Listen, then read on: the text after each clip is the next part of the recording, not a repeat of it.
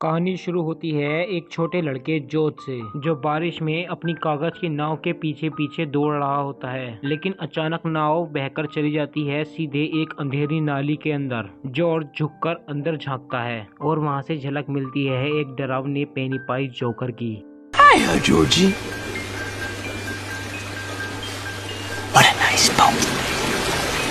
Do you want it back? George डर जाता है, लेकिन पेनीपाइज अपनी चालाक बातों से उसे बहला लेता है। छोटा बच्चा मासूमियत से अपने हाथ बढ़ाता है अपनी नाव उठाने के लिए। तभी जोकर का मुंह भयानक तरीके से खुल जाता है और पल भर में उसका हाथ चबा डालता है। सुनसान गली में जॉर्ज की चीख गूंज उठती है और देखते ही देखते पूरी तरीके से खींच लिया जाता है नाली के अंधेरे में। जॉर्ज के गुम होने के बाद टाउन में बच्चों से जुड़ी अजीब हादसे शुरू हो जाते हैं। एक दिन चर्च में पढ़ाई कर रहे स्टैन ली की नजर बार बार दीवार पर लगे एक डरावने पेंटिंग पर जाती है। हमेशा वो उस तस्वीर को नजरअंदाज करता था, लेकिन इस बार पेंटिंग तिरछी हो जाती है। स्टैन ली हिम्मत करके उसे सीधा करता है। स्टैन ली देखता है कि उसमें बनी औरत की तस्वीर अचानक गायब हो चुकी होती है। वो हैरान खड़ा ही होता है कि अचानक पीछे से एक अजीब आवाज आती है। वो मुड़कर देखता है तो वही औरत चेहरे पर डरावनी मुस्कान लिए हुए खड़ी होती है। स्टैन ली जान बचाकर भागता है। इधर अगला शिकार स्कूल का नया लड़का बेन। लाइब्रेरी में बैठा वो टाउन के पुराने रिकॉर्ड्स पढ़ रहा होता है। तभी एक फोटो बार बार सामने आती है। पेड़ पर लटकता सिर। अचानक पीछे से म्यूजिक बॉक्स बजने लगता है और लाल गुब्बारा हवा में तैरता दिखता है। बेन जिज्ञासा से उसका पीछा करता है, लेकिन तभी सामने प्रकट होती है एक सिरकटी लाश। वो लपककर बेन की ओर दौड़ती है और बीच रास्ते में वही लाश बदलकर बन जाती है पेनीपाइज। डर के मारे बेन भागता है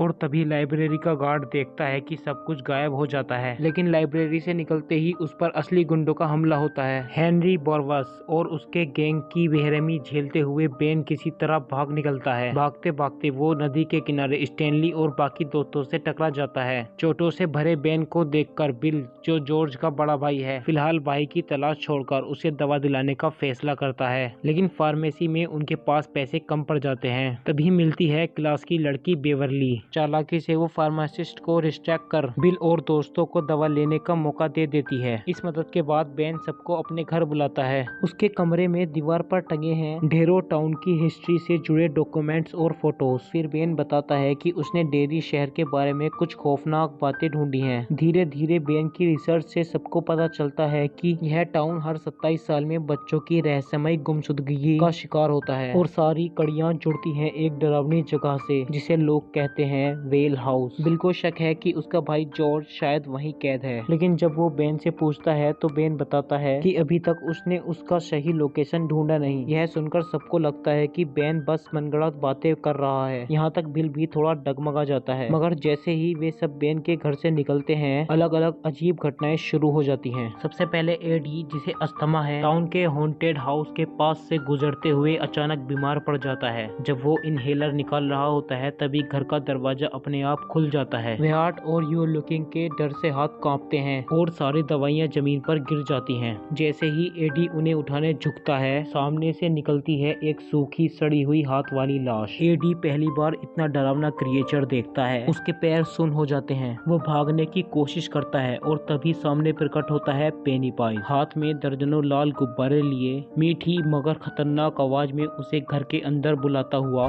Come join the clownets. You'll float down here. We'll float down here. Yes, we do.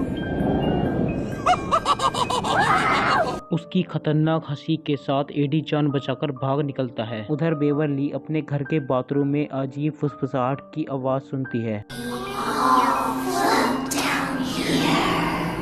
Drainage pipe से वह हिम्मत करके अंदर मेजरिंग टेप डालकर देखने लगती है, लेकिन जब उसे बाहर खींचती है तो टेप पर चिपकी होती है खून से लथपथ बालों की लट। अगले ही पल नाली से झरने की तरह बाल निकलते हैं और उसे पूरी तरह जकड़ लेते हैं। फिर फूट पड़ता है खून का फव्वारा। पूरा बाथरूम लाल हो जाता है। बेवरली चीखते हुए अपने पिता को बुलाती है, लेकिन शौक तब लगता है जब उसके पिता को खून बिल्कुल भी नहीं दिखाई दे रहा। इसी रात बिल भी अपने भाई जॉर्ज के कमरे से अजीब हलचल महसूस करता है। लाइट अपने आप जल उठती है। बिल को यकीन होता है कि जॉर्ज लौट आया है, लेकिन कमरा खाली मिलता है। उसे हॉल में किसी के चलने की आहट सुनाई देती है। बिल दौड़कर देखता है जॉर्ज की परछाई। वो पीछे पीछे बेसमेंट तक पहुंच जाता है, जहां सचमुच उसका खोया हुआ भाई खड़ा होता है। वह भावुक हो जाता है।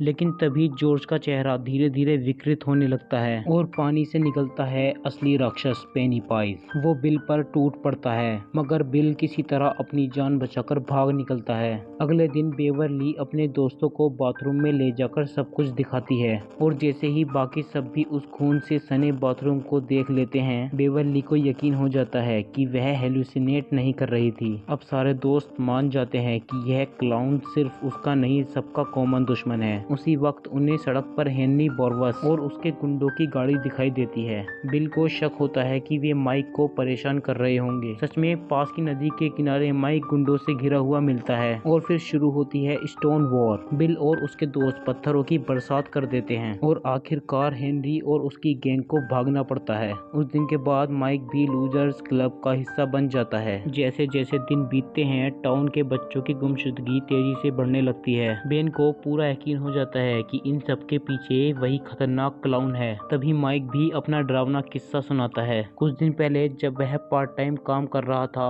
अचानक बंद पड़ा दरवाजा जोर जोर से हिलने लगा। उसने मुड़कर देखा तो सैकड़ों जले हुए हाथ दरारों से बाहर निकलने की कोशिश कर रहे थे। अगले ही पल दरवाजा पूरी तरह खुल गया और सामने खड़ा था वही पेनीपाइज, आंखों में अजीब सी चमक लिए। माइक के अंदर डर उस हादसे से और भी गहरा था, क्योंकि बचपन में आग की उसी तरह दुर्घटना में उसने अपने माता पिता खो दिए थे। सबको धीरे धीरे समझ आने लगा कि पेनीपाइज बच्चों के सबसे गहरे डर का इस्तेमाल कर कर उन पर हमला करता है। बिल तब अपने दोस्तों को अपने घर के गैरेज में बुलाता है और जॉर्ज को ढूंढने के लिए जुटाई गई सारी जानकारी दिखाता है। उसकी रिसर्च से पता चलता है कि हर गुमशुदगी का लोकेशन सीधा जुड़ा होता है सीवर सिस्टम से, और सारे पाइपलाइन का अंत मिलता है टाउन के उसी हॉन्टेड हाउस के पास। बिल यकीन कर लेता है कि जॉर्ज शायद वहीं फंसा है। दोस्त बिल को अकेले जाने से रोकने के लिए उसके साथ जाने का फैसला करते हैं। बिल, एडी और रिची सबसे पहले उस घर में दाखिल होते हैं। जैसे ही ऊपर जाते हैं, एक खोई हुई लड़की दिखाई देती है जो अचानक किसी अदृश्य शक्ति से खींच ली जाती है। बिल और रिची उसके पीछे जाते हैं, मगर एडी पीछे रुक जाता है। तभी हॉलवे में अंधेरा छा जाता है और जमीन अचानक फट जाती है। एडी पर हमला कर देता है वही आधा इंसान आधा भूत जैसा क्रिएचर।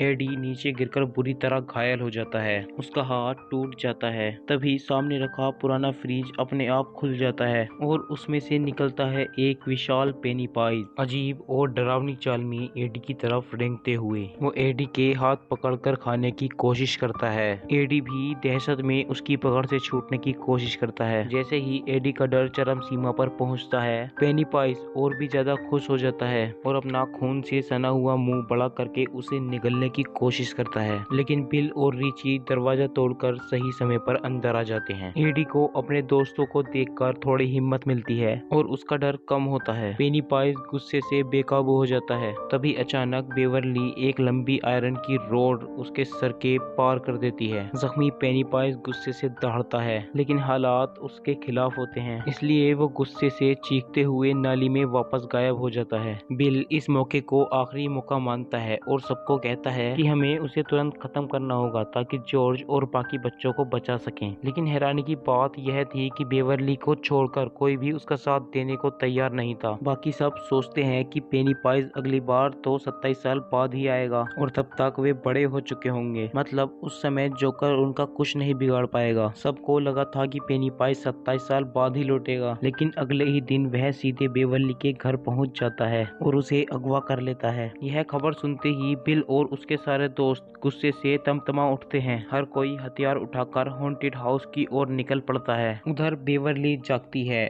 और देखती है कि वह ढेर सारे बच्चों के खिलौनों के बीच पड़ी है। यह सब वही खोए हुए बच्चों की यादें थी। वह सिर उठाकर देखती है तो सामने हवा में तैरते हुए अनगिनत लाश, और तभी अंधेरे से बाहर आता है पेनीपाइज। अपना डरावना अजीब सा डांस करता हुआ वो बेवरली को डराने की कोशिश करता है। है। लेकिन हैरानी की बात यह है कि उसके अंदर से जरा भी डर की गंध महसूस नहीं होती। गुस्से में पेनीपाइज फिर से उसे बेहोश कर देता है। तभी बिल और उसके दोस्त उसे ढूंढ लेते हैं। सब मिलकर बेवर्ली को नीचे खींचते हैं, लेकिन वो बेहोश रहती है। तभी बेन, जो चुपचाप उससे प्यार करता है, उसके होठों को चूमता है और उसी पल बेवर्ली होश में आ जाती है। सब खुशी से झूम उठते हैं, लेकिन बिल की नजर अचानक अपने भाई जॉर्ज पर पड़ती है। एक हाथ गायब, मासूम चेहरा लिए बिल का दिल टूट जाता है, लेकिन हकीकत जानते हुए वह आंखों में आंसू लिए पिस्तौल निकालता है और ट्रिगर दबा देता है। उसी पल जॉर्ज का चेहरा मरोड़ खाकर बदल जाता है और सामने आ जाता है असली पेनीपाइज। अब शुरू होती है उनकी असली लड़ाई। पेनीपाइज पूरे जोर से हमला करता है और बच्चों को चीर फाड़ने की कोशिश करता है, लेकिन लूजर्स क्लब पीछे हटने से इनकार कर देता है। बिल तक उसके हाथ में आ जाता है